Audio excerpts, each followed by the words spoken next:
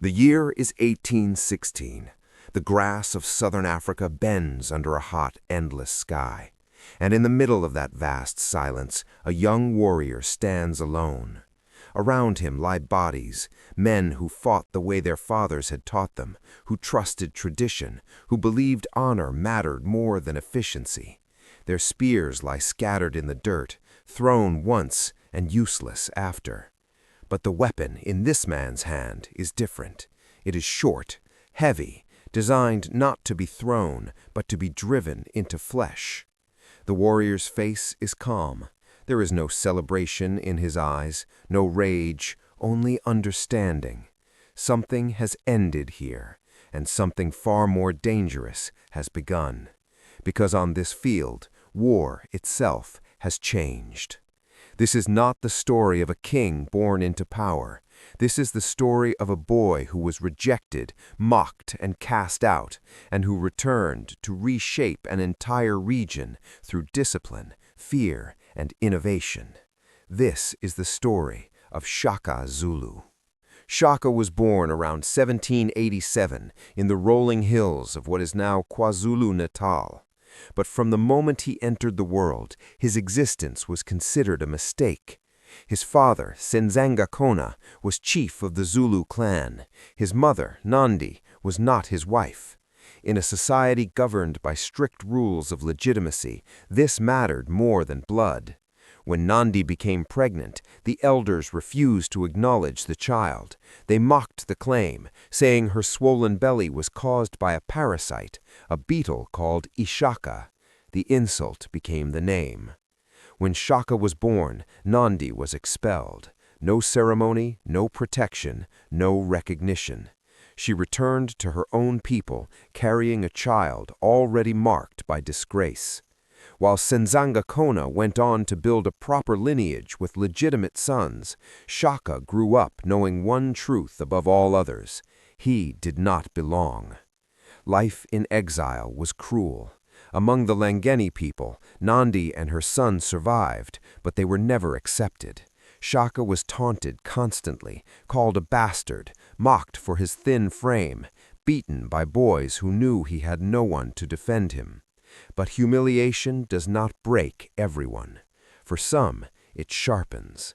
Shaka learned to endure pain without flinching, to hide emotion, to observe. He watched the warriors train. He listened to the stories of battle. He noticed something no one else questioned. Why did warriors throw their spears and then retreat? Why did battles end with so few deaths? Why did war look more like ceremony than survival?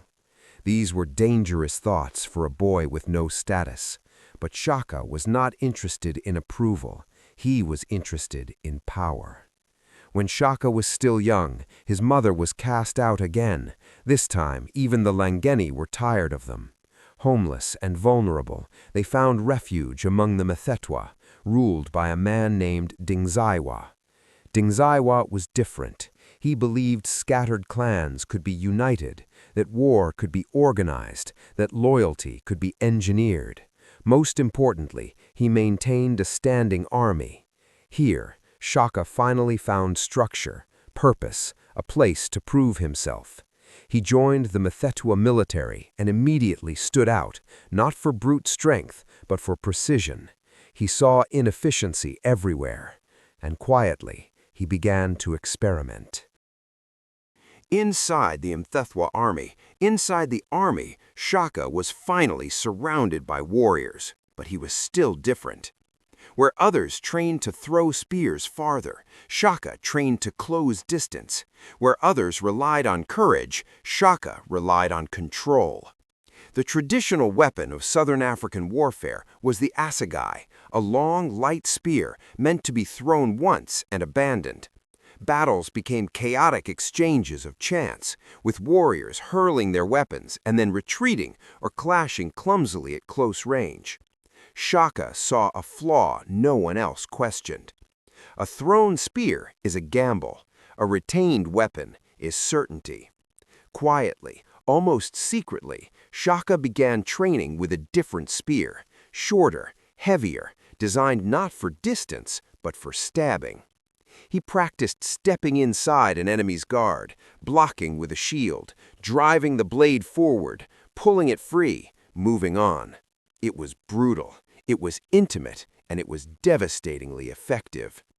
To Shaka, war was no longer ritual, it was mathematics, and mathematics does not care about tradition. Ding Xuayo noticed, not because Shaka was loud or boastful, but because his enemies stopped getting up. Shaka was promoted rapidly, not loved, not celebrated, but respected. And respect to a man raised in humiliation was intoxicating. As his authority grew, Shaka began reshaping training itself.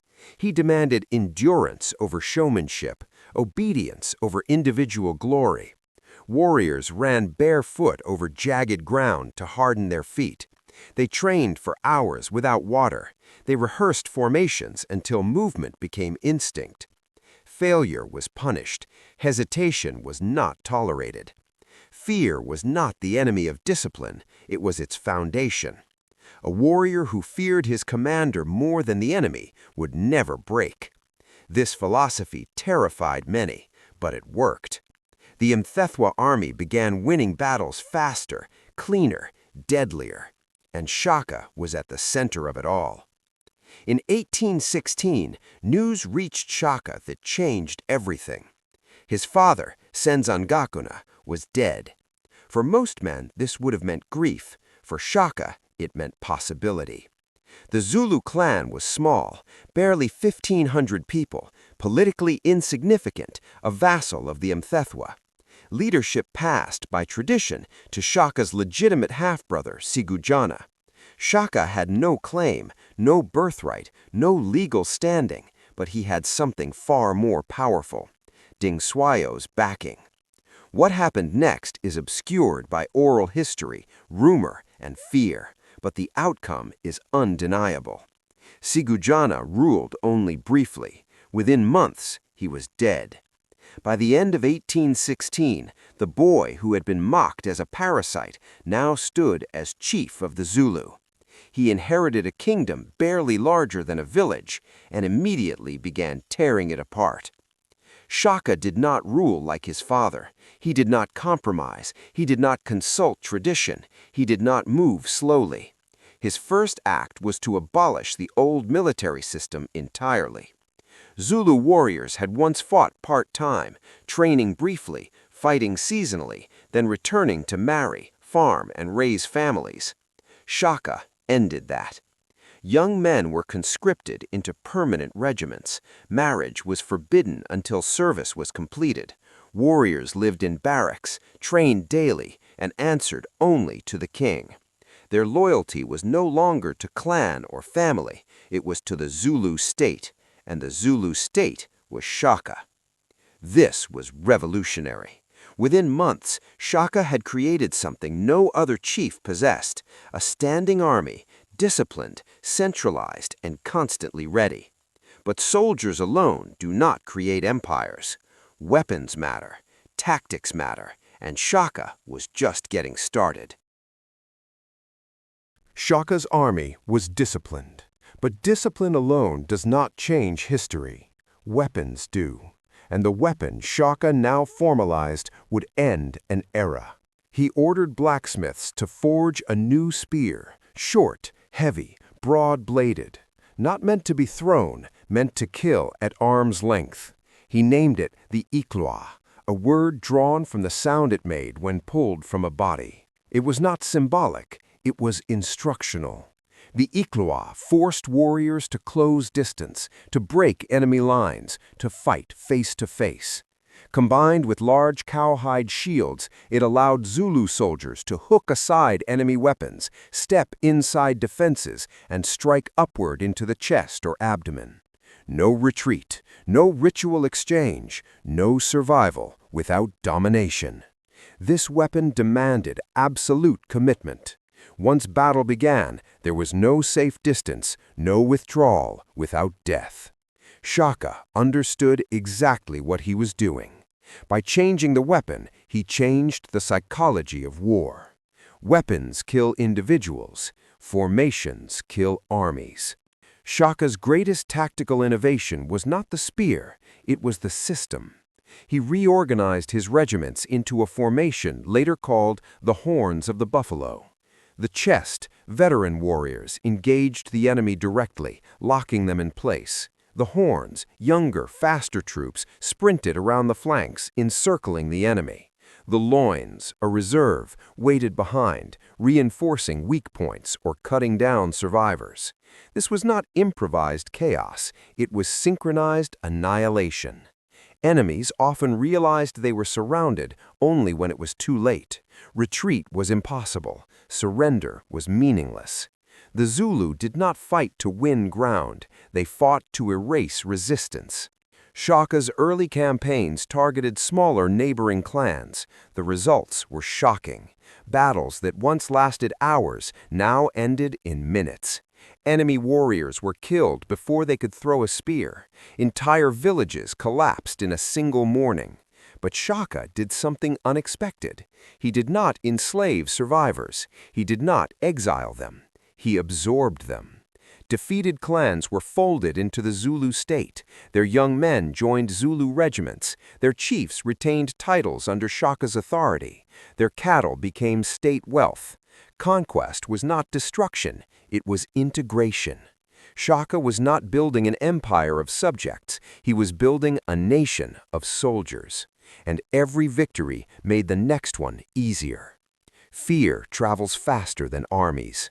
As news of Shaka's victories spread, clans fled before the Zulu even arrived.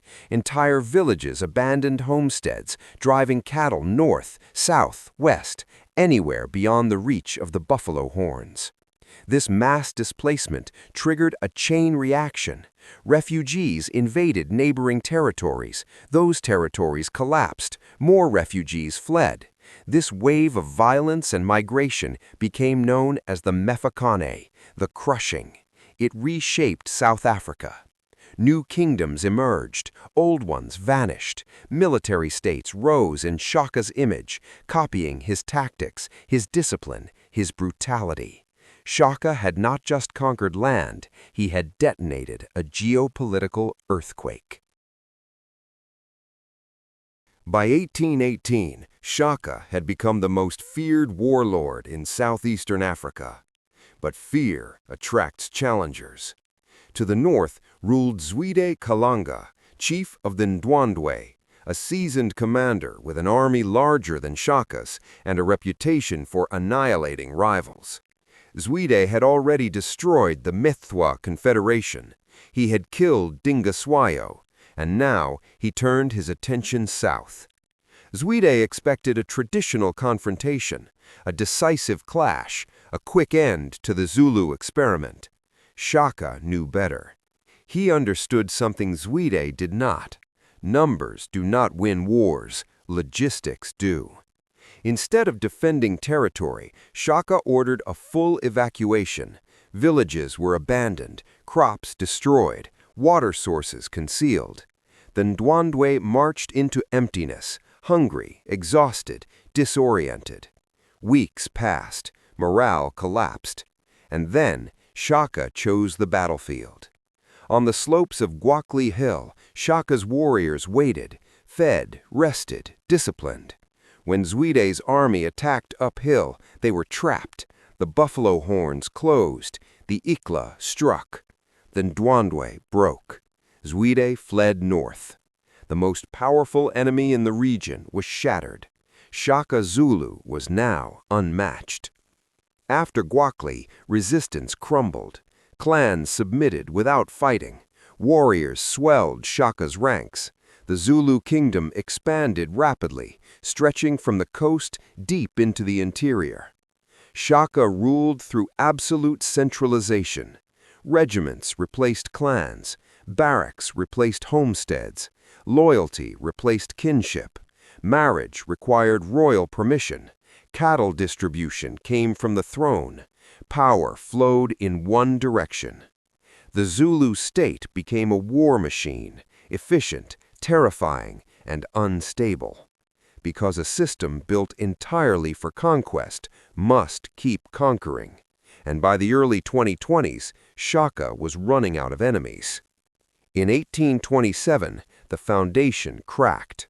Shaka's mother, Nandi, died. She had been his protector, his anchor, the one person who loved him without condition. Her death shattered him. Shaka declared a mourning period unlike anything the region had ever seen. No crops planted, no milk consumed, thousands of cattle slaughtered. Any woman found pregnant was executed, proof, he claimed, that grief had not been sincere. Executions followed executions. Servants, chiefs, warriors, entire families. The kingdom descended into terror. What had once been discipline became paranoia. What had once been authority became madness. Shaka was no longer ruling. He was unraveling. In September 1828, with much of the army away on campaign, Shaka's half-brothers, Dingana and Mhlangana, acted. Along with a trusted servant, they approached Shaka near his royal kraal. They carried Ikla spears. The weapon Shaka invented ended his life. As he fell, tradition says he uttered a warning that foreign powers would one day rule the land. Whether true or not, the prophecy lingered. Shaka Zulu died at the height of his power. His body was buried in secret. His empire fractured within a generation, but his legacy endured. The Zulu military system reshaped South Africa. His tactics stunned European armies decades later. His name became legend. Shaka was not a hero. He was not a monster. He was something far more unsettling. A human being who proved how much one person can change history and how much that change can cost.